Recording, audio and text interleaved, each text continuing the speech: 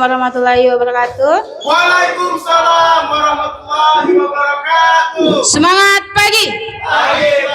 Pagi luar biasa. Are you ready? Yes, I'm ready. Kayaknya agak kurang ya orangnya ya. Banyak yang ngantuk. Iya kan? Banyak yang kurang kan? Siapa yang nggak masuk? Oh iya banyak kali ya. Oke, untuk ngisi waktu berapa menit nih? Sekitar 10 menit ya. Ada yang mau ditanya? 20 menit pun sampai jam 9. Ada yang mau ditanya? Tengok grafik penjualan kemarin udah ada kisi-kisinya, terus perkiraan rewardnya juga udah ada ya kan.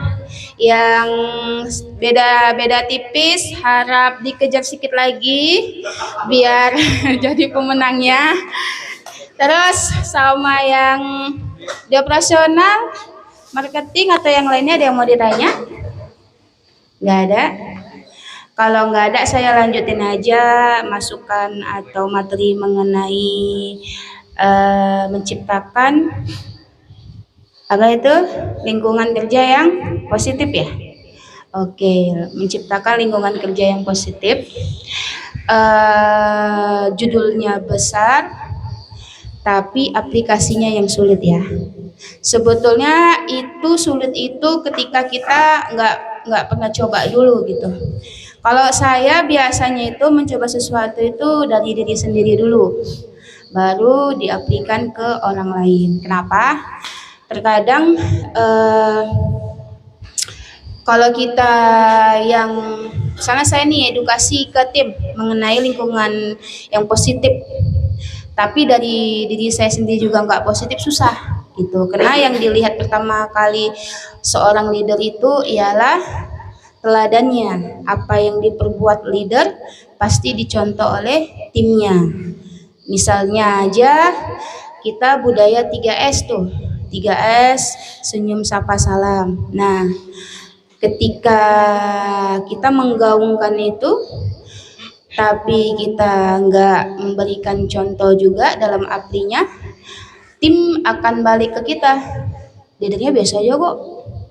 Gitu. Jadi dua-duanya. Jadi seperti bahasa itu nanti nggak akan terucap dari partner kita gitu.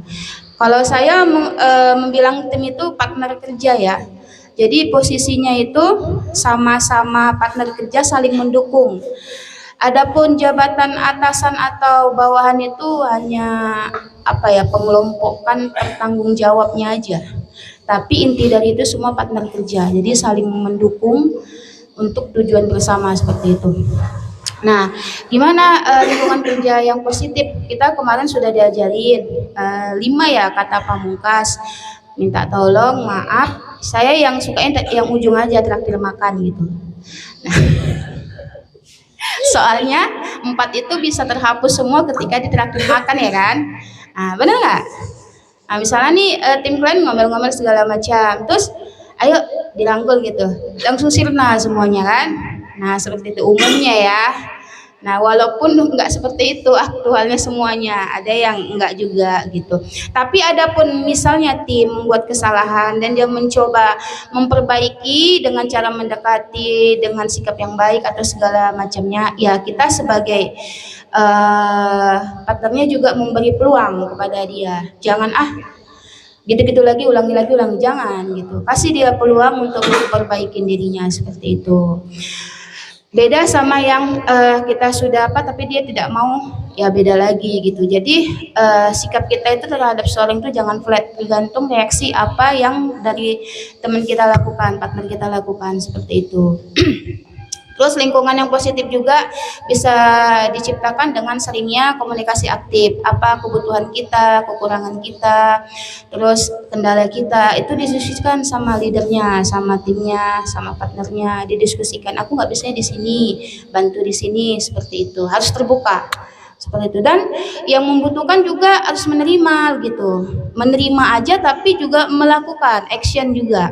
Jadi nggak asal masuk masuk kuping kanan, keluar kuping kiri, udah selesai, nggak gitu. Jadi percuma gitu. Kita harapan kita memberi seperti ini. Harapan saya berbicara seperti ini supaya teman-teman semua itu melakukannya, bukan hanya berbicara di sini. Kalau saya cuma berbicara di sini, mending teman-teman nengok TikTok atau buku aja. Gak perlu ada pembicara di depan. Itu kalau batasannya cuma mengetahui aja ya, karena kan udah tahu semua, akses sudah mudah. Tapi maksudnya di sini ialah ketika kita berbicara ini, adapun audiensnya yang mendengar itu diharapkan mengaplikasikannya seperti itu. Itu si tujuan kenapa diadakannya coaching atau materi lainnya seperti itu. Ada yang mau ditanya lagi yang lain? Nggak ada. Udah akhir bulan ya. Dapat ya 1,5 ya? SPP. SPP kan, bener kan? SPP kan? Belum ya. Ya udah kalau belum, kalau misalnya belum nanti ditutupin berapa apa strategi yang mau dicapai. Terus persiapan untuk bulan depan kira-kira apa strategi yang mau dicapai untuk penjualan. Begitu juga operasional, berkesinambungan. Yuk kita buat ini kayak gini seperti ini. Operasional nyambut, udah kita backup di sini. Kenapa semua lini itu terkait? Buat dari sekarang. Biasanya saya kalau buat program itu 7 hari sebelum akhir bulan untuk didiskusikan atau diajukan di general meeting atau ke pimpinan itu di tanggal 7-nya.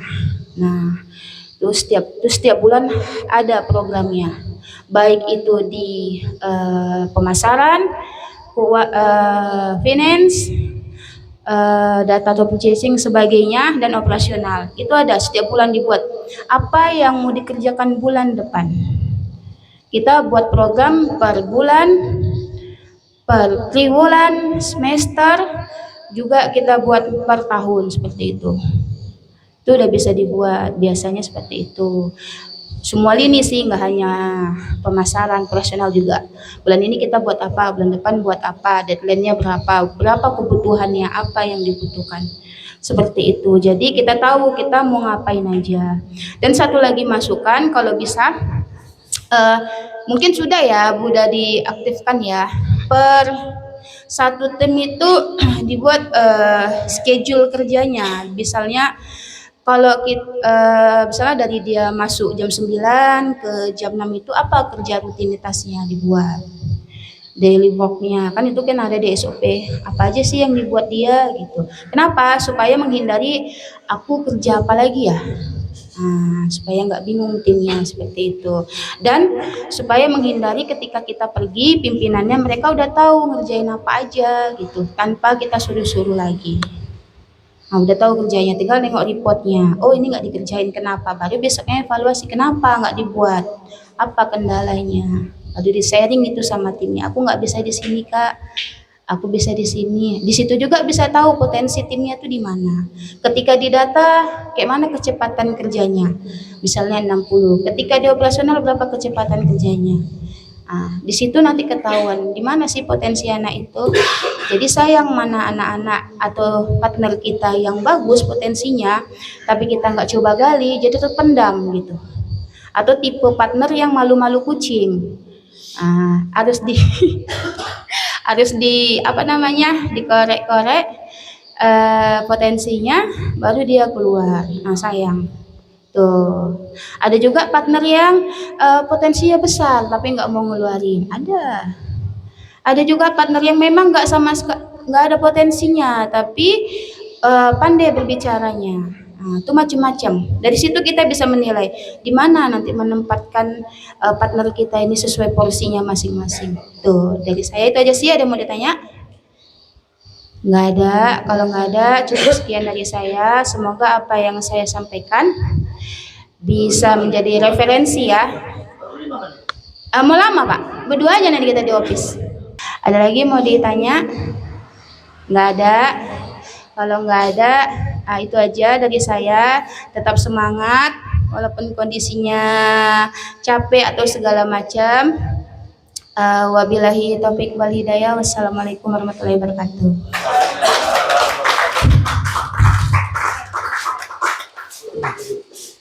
Kembali Bapak Yusuf untuk memberikan kata-kata manisnya.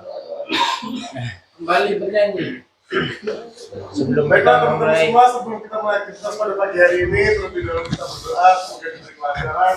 Berdoa menurut agama dan keyakinan masing-masing. Berdoa dimulai. Berdoa selesai.